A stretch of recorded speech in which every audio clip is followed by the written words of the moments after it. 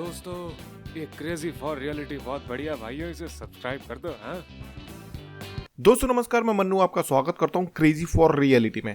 दोस्तों पॉम पॉम की वजह से गोकुल धाम सोसाइटी में मच गया है हंगामा, लेकिन हकीकत यह है कि पॉम पॉम ने जो किया वो बहुत अच्छा किया। पॉम पॉम की वजह से पोपटलाल की शादी एक अंधविश्वासी फैमिली में होने से बच गई, लेकिन इस बात को कोई नहीं समझ रहा है, सिर्फ टप्पू सेना समझ रही है। खैर दोस्तों, बात करते हैं आज के एपिसोड की। तो सीन कुछ ऐसा है कि टप्पू सेना पॉम पॉम को छिपाकर गोदी में चुपचाप से क्लब हाउस की तरफ जा रही, लेकिन पीछे से आ जाता है तारक मेहता और अंजलि। वो टप्पू सेना को रोक देती है कि अरे बच्चों कहाँ जा रही हो। अब तारक मेहता की नजर में पॉम पॉम ना आ जाए इसलिए टप्पू और गोली उसको अपने पीछे छुपा लेते हैं और आगे से सोनू खड़ी हो जाती है। अब यहाँ तक तो सब ठीक था। अब जैसे ही वो वापस क्लब हाउस जाने लगते हैं, तारक मेहता की नजर पड़ जाती है उनके उल्टे चलने पर।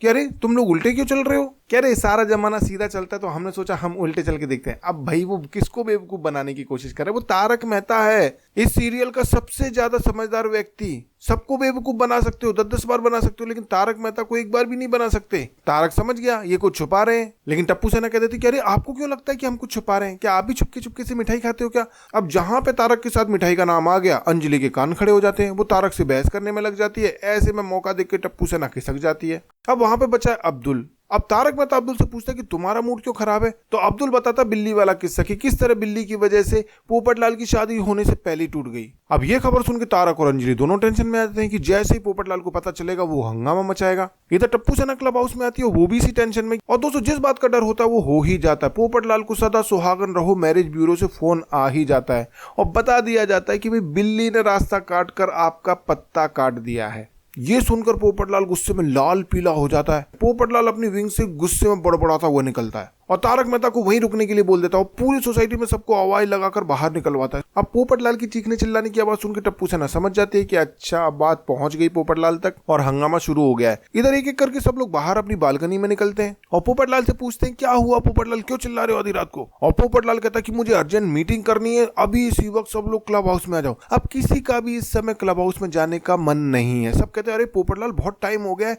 कल बात करेंगे, कल मीटिंग कर लेना। लेकिन पोपटलाल धमकी दे देता है कि अगर अभी आप सब लोग क्लब हाउस नहीं आए तो मैं हमेशा के लिए सोसाइटी छोड़कर चला जाऊंगा। फिर भी कोई उसको सीरियस नहीं लेता। तब पोपटलाल को अपनी पत्रकारिता की कसम खानी पड़ती है। तब सबको लगता है यार कुछ सीरियस मुद्दा है और सब लोग आने को तैयार हो जाते हैं। अब जैसे टप्पू सेना को पता चलता है कि सब लोग क्लब हाउस में आ रहे हैं, वो टेंशन में आ जाती है कि पॉम पॉम को कहां छुपाएं और जैसे तैसे एक जगह ढूंढ लेते हैं पॉम पॉम को छुपाने के लिए। इधर सब लोग पहले इकट्ठे होते हैं और उसके बाद में क्लब हाउस जाना शुरू करते हैं। अब दोस्तों सब लोग क्लब हाउस में आ जाते हैं और यहाँ पर होता है एक मजेदार सीन। भिड़े की आदत है हर मीटिंग को शुरू करने की। मैं गोकुल धाम सोसाइटी का एक में सेक्रेटरी, लेकिन पोपटलाल उसको रोक देता है कि मीटिंग शुरू मैं करूंगा। वो कहता है कि नहीं मैं करूंगा, कि नहीं मैं करूंगा। दोनों जिद करने लगते हैं कि मैं करूंगा मैं करूंगा। उसके बाद भिड़े जैसे तैसे ये वाली पूरी लाइन बोल भी देता है, लेकिन जेठालाल यहाँ पे तीली लगाता है। कह रहे भिड़े तूने ये वाली लाइन तो भिड़े बन के बोली है, अरे तू सेक्रेटरी बन के बोलना। और सब समझाते कि भिड़े तू मान जा, पोपटलाल तू मान जा। अब जैसे तैसे भिड़े मान भी जाता है। जेठालाल फिर से एक तीली लगा देता है। क्या रे भिड़े ये तो तूने गुस्से में कह दिया, ऐसा लग रहा है कि तू पोपटलाल पे उपकार कर रहा है, तू अच्छे से बोलना। भिड़े भी समझ जाता है क्या जेठालाल तुम भी तीली लगा रहे हो, बात को बढ़ा रहे हो, बात खत्म नहीं कर रहे हो। तो जैसे तैसे मामला शांत हो। अब पोपटलाल मीटिंग शुरू करता है कि भिड़े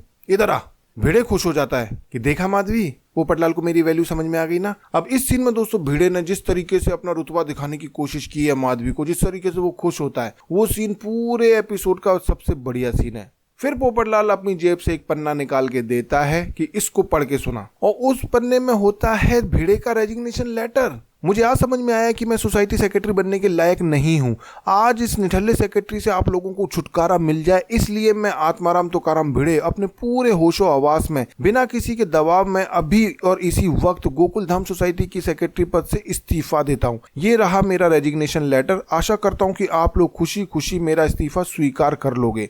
ढेर सारा प्यार, आपका एक्स एकमेव सेक्रेटरी। अब दोस्तों ये लेटर पढ़ के सब लोग शॉक्ड हो जाते हैं। सबको लगता है कि भिड़े ऐसा क्यों कर रहा है। भिड़े कहता है अरे ये मैंने नहीं लिखा है, ये पोपटलाल ने लिखा है। और फिर पोपटलाल बताता है इसका कारण कि वो भिड़े का इस्तीफा क्यों मांग रहा है, क्योंकि वो बिल्ली को बाहर नहीं कर पाया है और बिल्ली की वजह से उसका रिश्ता टूट गया है। अब दोस्तों अगले एपिसोड में देखना बड़ा दिलचस्प होगा जब पोपटलाल भिड़े के इस्तीफे के लिए धरने पर बैठ जाएगा और इसके जवाब में भिड़े भी इस्तीफा कैंसिल करने के लिए धरने पर बैठ जाएगा। अब दोस्तों मुझे ऐसा लगता है कि यहाँ पर पॉम पॉम उछल के सबके सामने आ जाएगी। आप इस बारे में क्या सोचते हैं अपनी राय कमेंट बॉक्स में जरूर लिखिए और नीचे जो ये रेड कलर का सब्सक्राइब बटन और बेल आइकन दिख रहा है दोनों पर एक क्लिक जरूर कर दीजिए। वीडियो पसंद आया हो तो लाइक कीजिए, शेयर कीजिए और देखते रहिए क्रेजी फॉर रियलिटी।